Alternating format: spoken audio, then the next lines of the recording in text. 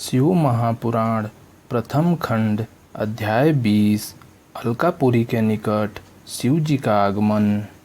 ब्रह्मा जी बोले, हे नारद, दिक्पति को वरदान देकर जब शिव जी अंतर्धान हो गए तब उन्होंने मन में सोचा कि हमने दिक्पति को अपना मित्र बनाया है, सो अब किस प्रकार उसके यहाँ जाकर मनुष्य की भलाई के लिए कोई उपाय करें।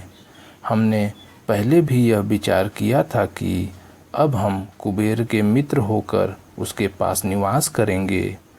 हमारा मुख्य स्वरूप तो पर ब्रह्म रूप है, इसलिए उस स्वरूप तथा इस स्वरूप में जो हम अब उसके यहाँ धारण करके जाएंगे, कोई अंतर नहीं होगा। जो व्यक्ति इनमें अंतर या द्वैत भाव समझेगा वह दुख प्राप्त करेगा। ब्रह्मा, विष्णु आदि द्वारा जो स्वरूप पूजा जाता है, उसी स्वरूप एवं नाम से हम वहाँ वास कर कुबेर के साथ मित्रता स्थापित करेंगे। शिव रानी ने अब तक अवतार नहीं लिया है, अकेले हमने अवतार लिया है, इसलिए अब पहले अकेले हम ही लोग कठिन तप करके वहाँ निवास करते हुए भक्तों को मुक्त तथा कुमार्गियों को नष्ट करेंगे। कुछ समय इसी प्रकार अपना रूप देखने के पश्चात शक्ति भी अवतरित होंगी तथा संसार की रीति के अनुसार वे हमारी पत्नी होंगी। तब उस दशा में हम गृहस्थ होकर अनेक प्रकार के भोग विहार भी करेंगे। ऐसा विचार कर शिव जी ने आगे चलने का प्रयत्न कर अपना डमरू बजा दिया। उसके शब्द से तीनों लोग पूरित हो गए। तब सब लोग उसी शब्द की ओर चल दिए। विष्णु गरुड़ पर तथा मैं हंस पर चढ़ गया। सनकादिक मुनि, सिद्ध देवता, वेद, धर्मशास्त्र, पुराण, तुम, अन्य मुनि तथा सर्पों के युथप उन शब्द को लक्ष्य करके चल दिए। शिव के गण प्रथम भी उसी ओर चले। सब लोग परस्पर यह कह रहे थे कि क्या कारण है जो आज डमरू बजाया गया है, आज किसके भाग्य उदय हुए।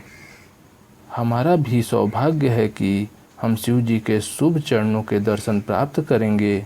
सब लोग इसी प्रकार की बातें करते हुए शिव जी के पास जा पहुँचे और उन्हें दंडवत प्रणाम करने के पश्चात हाथ जोड़कर स्तुति करने लगे।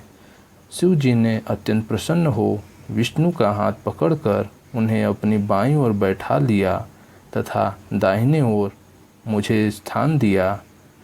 इसके पश्चात कुशल क्षेम पूछकर मुझे अति प्रतिष्ठित किया।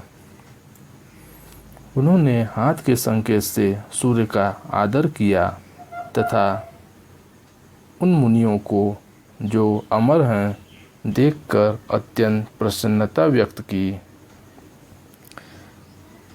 शिवगण शिव जी की इच्छा समझकर स्वयं ही अपने अपने स्थान पर बैठ गए। इस प्रकार वहाँ बहुत से लोग एकत्र हो गए तथा एक बृहत् उत्सव का आयोजन हुआ। फिर शिव जी ने कुबेर का मनोरथ पूरा करने के लिए कैलाश जाने का उद्योग किया। उस समय जब देवता तथा गण भी उनके साथ चलने की इच्छा से उठ खड़े हुए, विष्णु जी नंद एवं सुनंद नामक दोनों गणों सहित उठ खड़े हुए।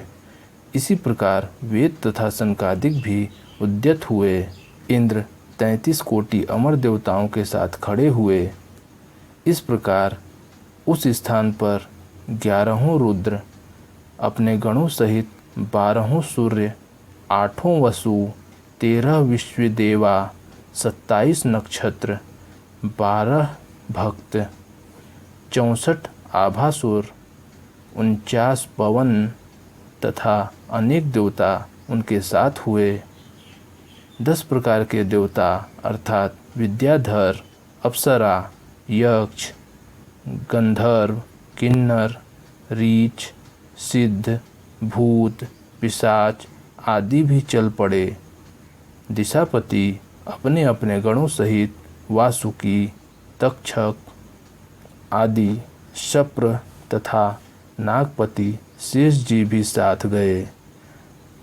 जगत जननी श्री गायत्री गरुड़ पर्वत सातों समुद्र दोनों अयन अर्थात उत्तरायण और दक्षिणायन तथा संपूर्ण ऋतुएं काल यम यक्ष समस्त सरिताएं तथा बड़े नद और वनवासी ये सब एक साथ उठ खड़े हुए तथा शिव जी के साथ चलने की तैयारी करने लगे।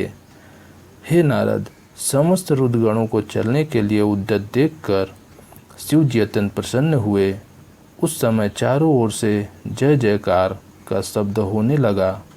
तदुपरांत शिव जी अपने स्वरूप को प्रणाम एवं नमस्कार कर नंदी पर सवार हो गए।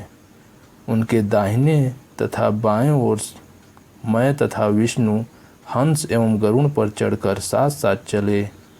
इंद्र ऐरावत हाथी पर चढ़े थे तथा समस्त देवता मुनि अपने अपने वाहनों पर बैठकर चल रहे थे। सबके हृदय में शिव की मूर्ति स्थित थी।